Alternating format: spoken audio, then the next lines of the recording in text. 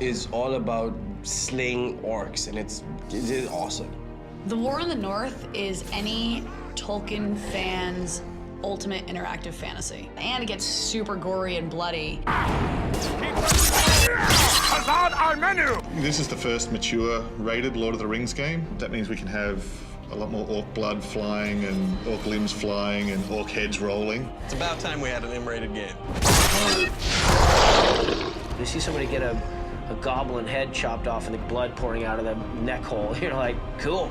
I love slaying orcs. I love slaying goblins. I love slaying mountain trolls. I love slaying fell beasts. You know, give me a monster, I will kill it. I would always ask, like, so if there are cave trolls, are there other kind of trolls? Well, apparently, if you play this game, you'll come to learn that there are snow trolls, and I bet they're not very nice. I can't even tell you how excited I am that there's finally a mature-rated Lord of the Rings game. I'll buy games that don't have an M stamped on them, but I'm not going to have as much fun. It's fun to sort of run around and spot an orc and just have at him. Well, orcs are evil.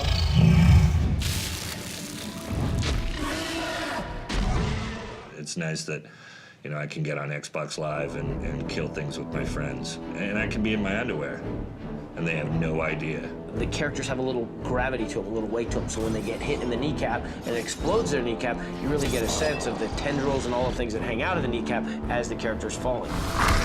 You face a ranger now! One of my favorite metal songs called Destroy the Orcs by 3 Inches of Blood, and I would just put that song on and let the orc bodies pile up around you. I'll be honest, sometimes I feel bad for orcs. I think an orc, if you properly, you fed him and gave him shelter and befriended him, I think that would be for life. If I see an orc in a game, that's a different story. I know it's just a game, so I'm gonna kill the out of him. Bring it. Those orcs.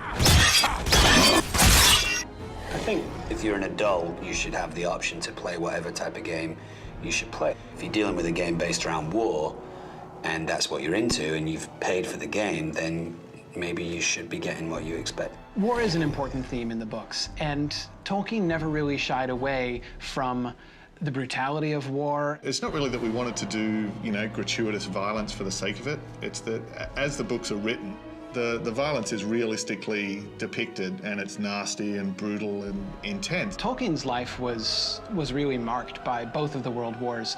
First, the First World War that he himself served in, and then his sons took part in World War II. And actually, while he was drafting The Lord of the Rings, he was sending off chapters of The Lord of the Rings to his son Christopher, who was in the Royal Air Force down in South Africa. Someone was here before us. There was a fight here very recently. The bodies, they're dwarves. I think War in the North appeals to a couple different types of gamers. I think it appeals to the guy that just wants to hack and slash his way through an adventure. It appeals to a guy who wants to have a little bit of a role-playing experience. An action role-playing game is one where you build your character for the purpose of making them a good fighter. It's really a game that's bringing together two genres. In terms of the role-playing elements of the game, I mean, the studio that's making it, Snowblind, has a more than 10-year heritage of making fantastic role-playing games. It's very fast, it's very aggressive. The other side of that, the role-playing side, is it's more than just playing as these characters, it's developing a character. I love role-playing games where you can actually get new attributes or get new things, new powers or new strengths. I like to get involved in a battle and feel like I've been instrumental in killing the enemy, but I also like to be a little strategic. Being able to use a heavy strike in the game when you see this little arrow appear above a character's head and you can slice them apart in slow motion, whether it's taking off their head, their arms, their legs, or, I mean, that's really satisfying. If it's not rated M, why are you playing it, you know? If you're just hitting things and blood doesn't come out, what comes out? Coins? Candy? It's no fun unless blood comes out. Am I right? I'm totally right.